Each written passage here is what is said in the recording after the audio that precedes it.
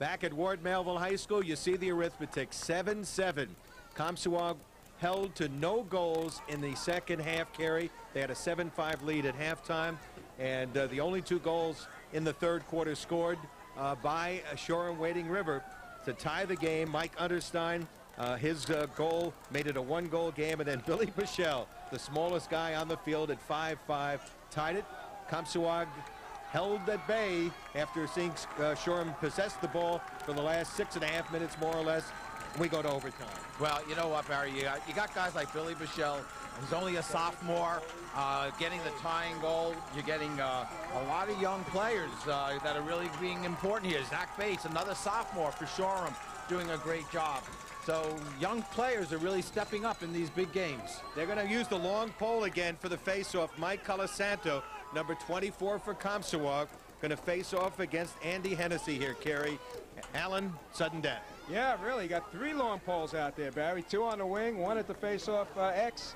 Going to be interesting here.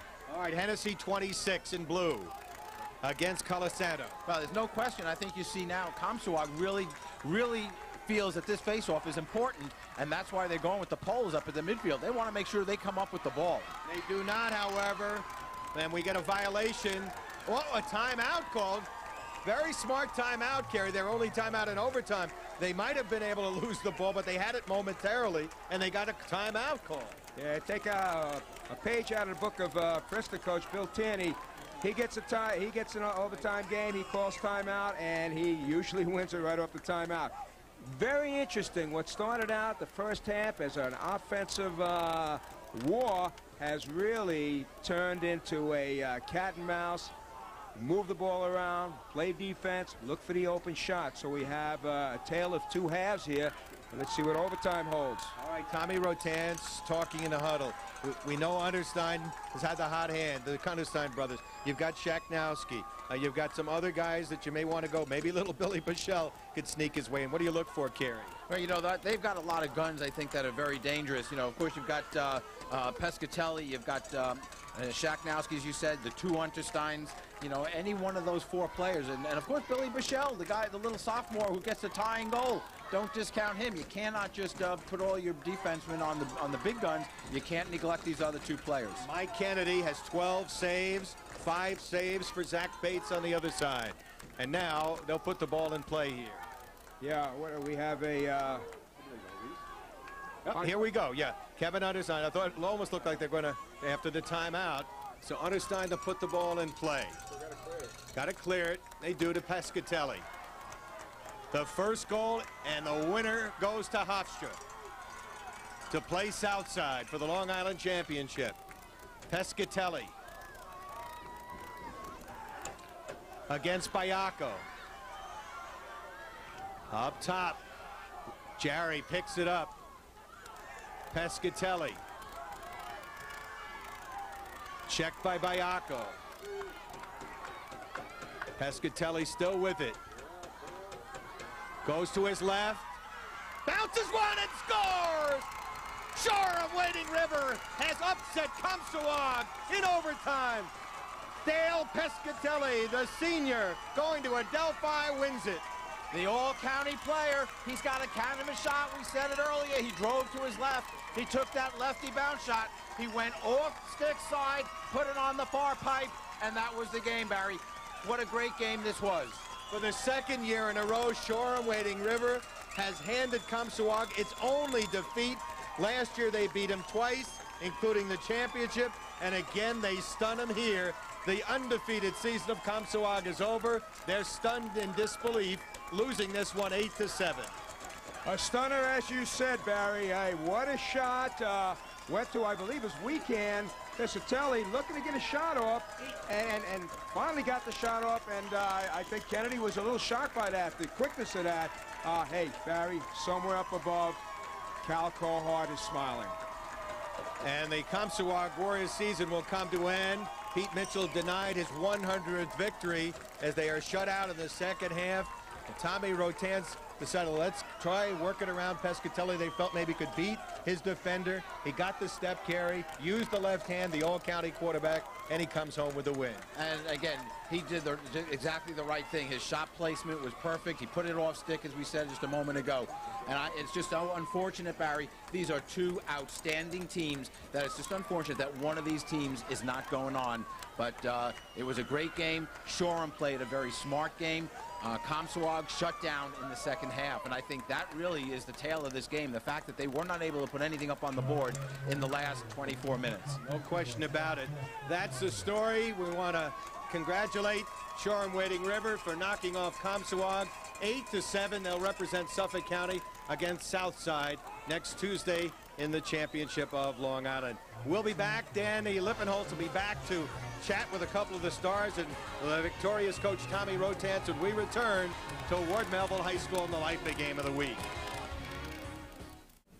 Welcome back, everyone. Shoreham Wading River has just defeated Comsewogue 8-7 to take their 4th county championship in a row in overtime. With me is Mike Understein, 3 goals, and the man Dale Pescatelli with the game-winning goal. Dale, kind of just take me through that game-winning goal. Was that something you guys set up in the timeout? No, we just kind of knew we had to take the short stick. He was a short stick. We had long poles working on the other guys, and I had the short stick, of course. I had to take the short stick. Goalie was going down on me early, so I decided to put it up high, and sure enough, it worked. It seems that throughout that game, you guys needed to make the big plays down the stretch. How were you able to do that? Well, we in the 4th quarter, at the end, about 5 minutes, we had the ball, shooting, missing the cage. We kept our composure, and then we went into overtime. We won the face-off. Coaches, sure enough, called timeout, and I knew we just had to work the ball around, and got to step on the short stick, put it up high, and win it. The game-winning goal right here by Dale Pescatelli. You also, guys, you did a tremendous job defensively. You shut them out in the second half. How were you able to do that? Well, at halftime, coach and especially the alumni came back and let us know that we've been here before. We've had to work hard. Everyone started pressing out more, playing good defense, especially top side. Worked. You guys have now won your 4th county championship in a row. How have you guys been able to maintain that level of excellence over the past couple of years? Well, especially practice. Coach does ground balls a lot. And, oh, man. And coaches, they do a good job, especially Mr. Rotanz. Mr. Dilly does an amazing job with the offense. And Mr. Rotanz does an incredible job with the defense, especially with the slide packages and things like that. He makes sure we're all prepared well. Shoreham will now go on Tuesday to face Southside in the Long Island Championship. When we come back, I'll speak with the head coach, Tom Rotanz. Keep it here on Telecare. Dan Lippenholtz welcoming everyone back. Just as a reminder, Shoreham Wading River has just defeated Comsewogue 8-7 in overtime to give them their 4th county championship in a row. Coach, during overtime, you called a timeout right away as soon as you got the face-off.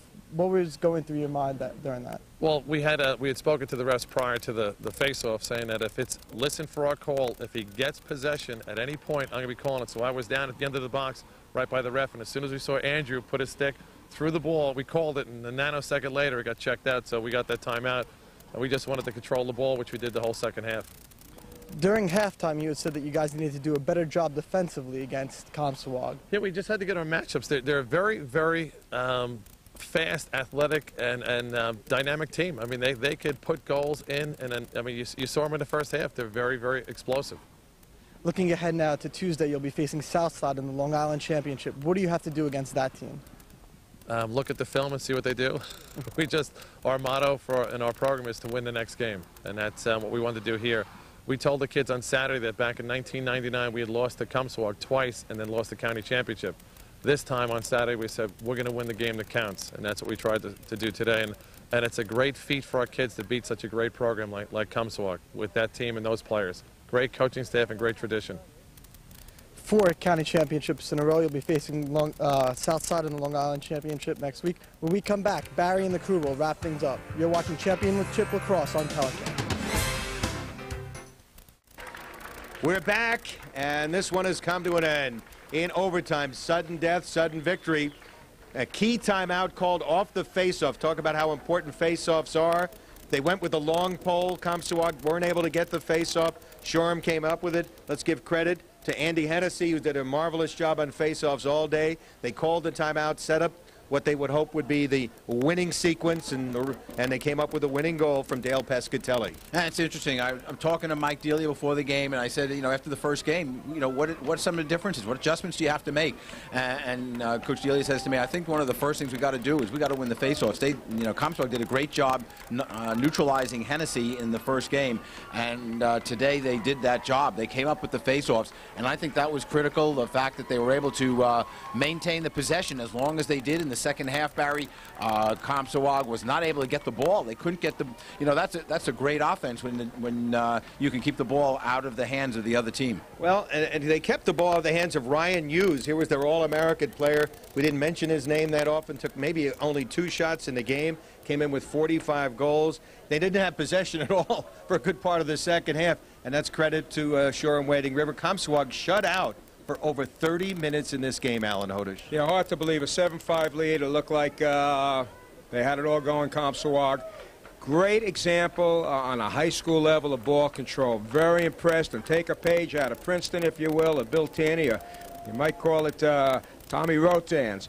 The timeout after the face-off to start the overtime was critical, and let's give a lot of credit to the young, the tremendous coaching job, because it's a young team. You start a freshman on defense.